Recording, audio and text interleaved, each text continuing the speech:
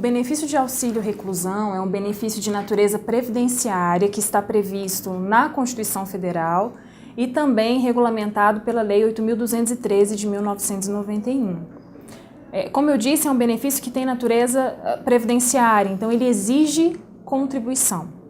Esse é um benefício que é devido não ao preso, não àquele que foi submetido ali à exclusão da sociedade no regime carcerário, mas sim aos seus dependentes. E aí a gente tem uma questão que levanta muitas discussões e mitos a respeito do benefício do auxílio reclusão e críticas também à sua existência, né? Então, na verdade, ele é um benefício que não acarreta um certo favorecimento ao preso, mas sim ele tem o objetivo de amparar os dependentes do preso, que recolhia suas contribuições, que contribuía para a Previdência Social de acordo com os requisitos que a lei estabelece. O benefício de auxílio reclusão ele é um benefício comparado à pensão por morte, ao benefício de pensão por morte, por ser concedido aos dependentes do apenado. Então, quem tem direito? Esposa, companheira e independente da questão de gênero, tá certo? E os filhos até 21 anos. Filhos maiores de 21 anos, só se ele for considerado inválido, incapaz pela equipe da perícia médica do INSS. Então, a pessoa o filho maior inválido, ele pode requerer o benefício e a concessão vai depender do resultado da perícia médica do INSS.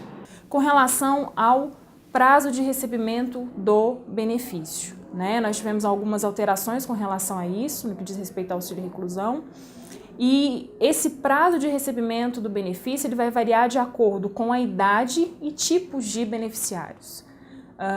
Antes de adentrar nessa questão especificamente, é importante saber que se o preso fugir da prisão, se ele for transferido para um regime aberto, se cessar a prisão, automaticamente cessa o direito dos beneficiários receberem aquele benefício.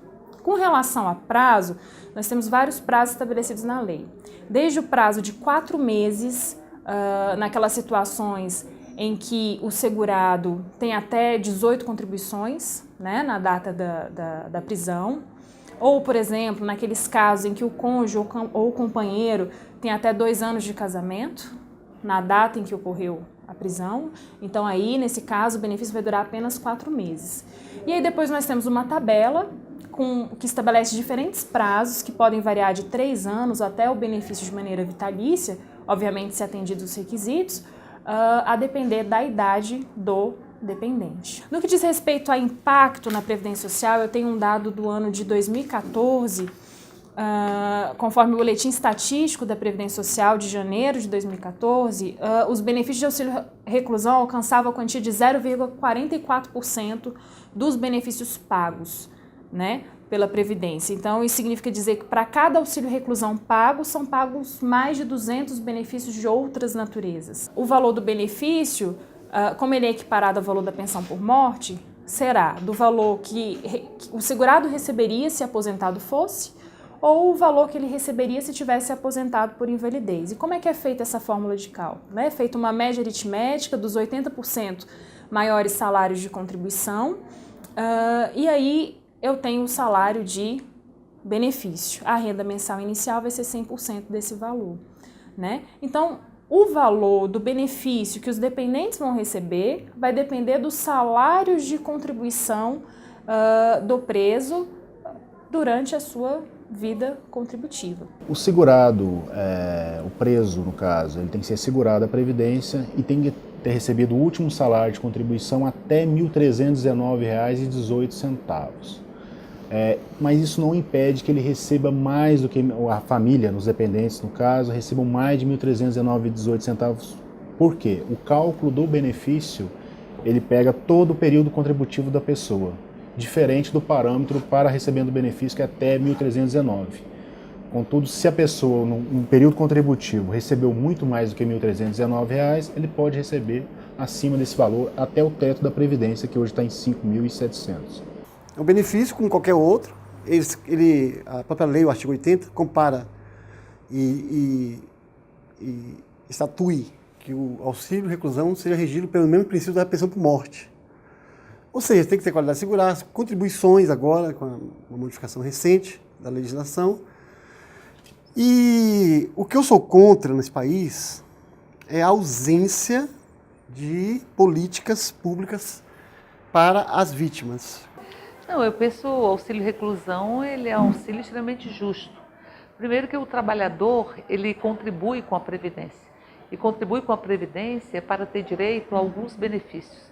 Para ter direito à aposentadoria, para ter direito ao salário maternidade, enfim, ao auxílio doença. E um desses auxílios ou desse benefício é o auxílio reclusão. O trabalhador contribui com isso.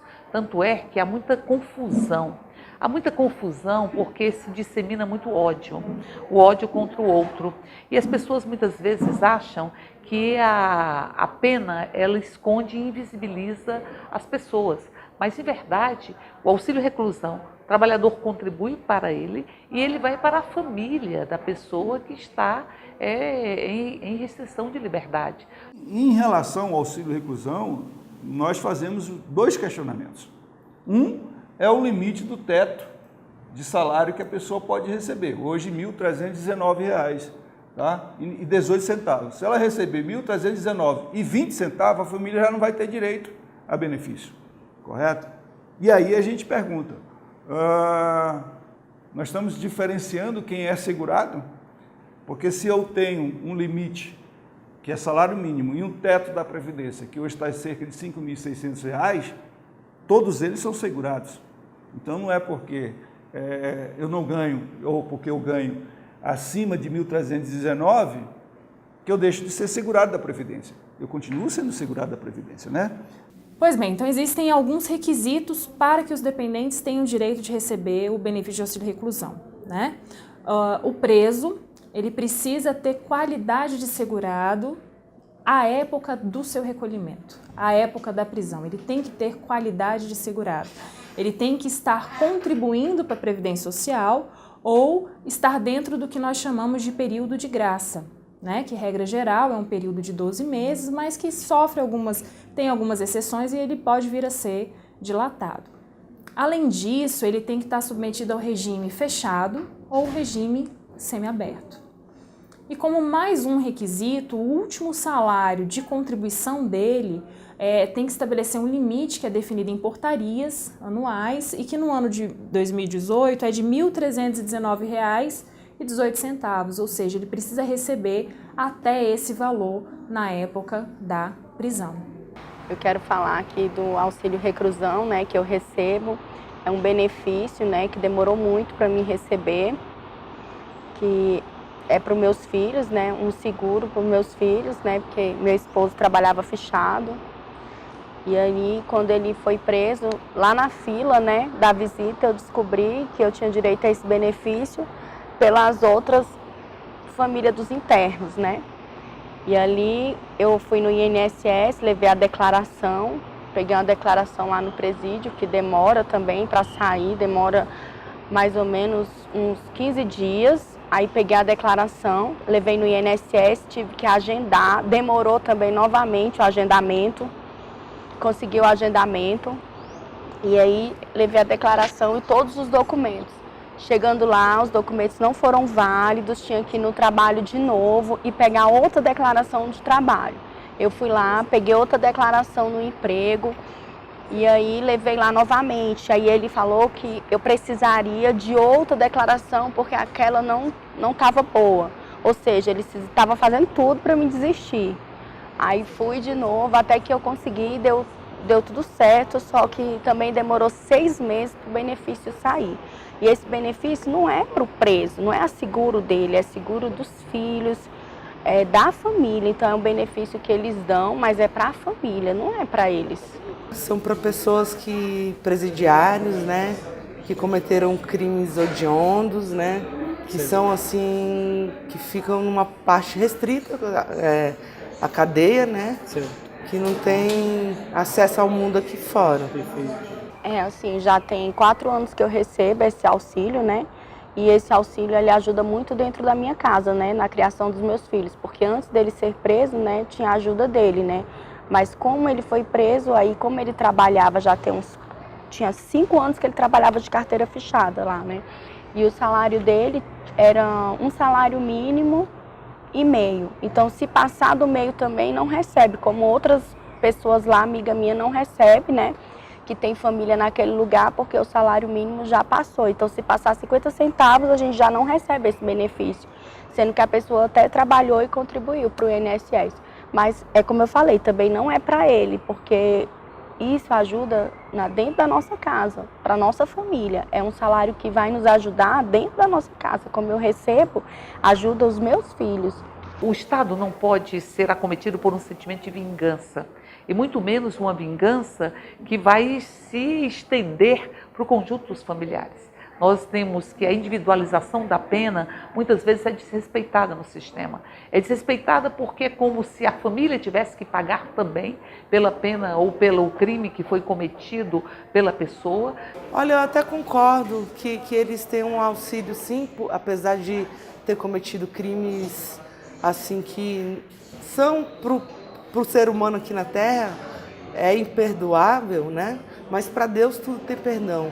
Agora, assim, para se manter vivo, sobreviver, aqui a gente está na terra de selva, né? Pedra e selva. Então, para sobreviver, o resto do tempo dele de vida aqui na terra, sobreviver, eu acho que eles têm que ter um auxílio, pelo menos para comer, ter uma vestimenta, andar limpo. O auxílio reclusão, a pessoa vai presa e ainda fica ganhando por isso. É um absurdo, absurdo. Já apronta porque tem a mordomia, porque se não tivesse a mordomia não ia aprontar. Tem que se receber, né, alguma coisa, né? Família do preso. Ele recolhe, todo mundo que recolhe no INSS tem direito ao benefício. Infelizmente, por mais que ele tenha feito algo errado, a família dele não tem culpa. E ele pagou, contribuiu, ele tem direito. A quantidade de presos que tem direito ao auxílio reclusão é diminuta, porque tem um perfil das pessoas que estão presas. Em geral são jovens pobres, são jovens pobres e negros, e são pessoas que não têm vínculo formal. A vitimologia cuida dos direitos das vítimas. Então o que eu vejo no Brasil é uma inversão de valores no seguinte sentido: não há tantos benefícios para as vítimas, realmente. Vamos imaginar uma situação muito comum. Fulano mata ciclano. Muito bem, se fulano que matou ciclano tiver uma renda, que hoje a baixa renda considerada é R$ 1.319,18, né, R$ 1.319,08, se ele estiver dentro da baixa renda, a família vai ter o benefício, a família do segurado criminoso, porém, não necessariamente da vítima. Existe uma PEC, que é a PEC 304 de 2013, que tem o objetivo de extinguir o auxílio reclusão e criar um benefício para vítimas de crimes, né? Só que esse benefício que seria criado teria uma natureza não previdenciária, mas uma natureza assistencialista, porque ele não exigiria a contribuição. Então existe uma discussão a respeito dessa PEC, ela está aguardando o parecer do relator atualmente na Comissão de Constituição e Justiça da Câmara, né? E a discussão é a respeito da constitucionalidade. Por quê? Porque aí a gente teria afronta a vários princípios de natureza constitucional. Poderia citar o princípio da dignidade da pessoa humana, princípio da universalidade, que está relacionado à seguridade social, princípio da vedação ao retrocesso. O auxílio reclusão é um direito social e, sendo um direito social, não poderia haver a exclusão pura e simples, teria de haver um substitutivo, né, da mesma natureza, e aí o que se quer criar seria um benefício que não cumpriria com o mesmo objetivo proposto para o auxílio reclusão na Constituição Federal. Olha, nós temos projetos de lei que propõem que o auxílio reclusão vá para a vítima. Nós temos, e que em verdade é o seguinte, o Estado tem que acolher as vítimas. E as vítimas que contribuem com a Previdência também têm a proteção desta própria Previdência. Eu estou de acordo que tem que ter o acolhimento das vítimas, que as vítimas não podem ser revitimizadas, e muitas vezes são revitimizadas porque não tem acolhimento, porque não tem atendimento, porque a impunidade revitimiza, a impunidade, portanto é preciso combater uma impunidade, mas não tem sentido você tirar o auxílio reclusão do familiar do preso e punir, portanto, toda a família, dentro de regras já estabelecidas, como eu disse, e o preso contribuiu quando em liberdade, quando como parte da Previdência contribuiu para este auxílio. É preciso assegurar que nós tenhamos o atendimento às vítimas. Tratando da questão do auxílio reclusão como um estímulo à criminalidade, existe esse mito de que o auxílio reclusão seria um benefício que estimularia a criminalidade. Mas é um mito, trata-se de um mito. Não existe muita razoabilidade em atrelar o benefício de auxílio reclusão a estímulo da criminalidade. Uma confusão que se faz, e eu acho que é uma confusão muito dolosa, é uma confusão para tentar aumentar a sanha de punição, a sanha, em verdade, de vingança. Eu não diria de punição, porque nós não somos contra que as pessoas paguem pelo que fizeram. Nós não somos a favor da impunidade. Mas que sanha é essa de vingança? De vingança, de se vingar, de promover, de se vingar, desrespeitando a própria legislação. Por isso, não são todos os presos que têm direito ao auxílio reclusão. Não são todos, apenas os presos que estavam com vínculo formal, que contribuíram com a Previdência, e esta contribuição possibilita que o auxílio reclusão seja pago se ele ganhar até um determinado valor. Se ele tiver um salário maior do que este valor, a família não tem nenhum direito a este auxílio. Portanto, ele tem que ter um determinado salário até um determinado valor, ele tem que ter contribuído com a Previdência para que ele possa ter direito a que a sua família receba o auxílio reclusão. Eu não acredito que a pessoa vai preferir ser preso do que ficar trabalhando, até porque o benefício não é para ele, é para a família, para os dependentes. Eu não acredito que seja, eu acho que mais um desconhecimento do benefício em si pela população. No que diz respeito à divulgação sobre o auxílio reclusão nas mídias, o que a gente observa de uma maneira geral, quem entende e compreende a lei, é que tem uma divulgação completamente equivocada, né? Então, muito se fala do auxílio criminalidade, que se paga o preso, mas é por puro desconhecimento realmente do que dispõe a lei, da lei como ela é. É preciso que nós tenhamos clareza que é preciso responsabilizar.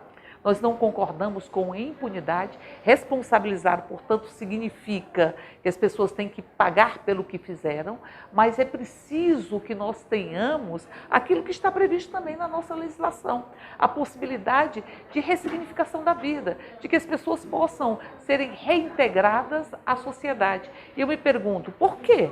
Por que penalizar e por que punir crianças, adolescentes, ou por que punir familiares pelo crime que foi cometido por uma pessoa que já está pagando por ele e que tem que pagar por ele. Portanto, eu não tenho nenhuma dúvida de que o auxílio reclusão ele é um instrumento importante para que nós tenhamos assegurados direitos dos familiares e que direitos que vêm através de um benefício que foi construído com a contribuição mensal da pessoa que está em restrição de liberdade, da pessoa que está presa.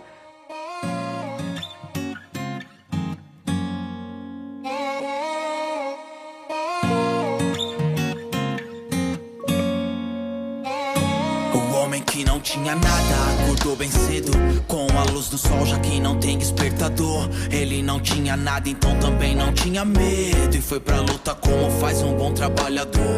O homem que não tinha nada enfrentou o trem lotado às 7 horas da manhã com um sorriso no rosto. Se despediu de sua mulher com um beijo molhado, pra provar do seu amor e pra marcar seu posto.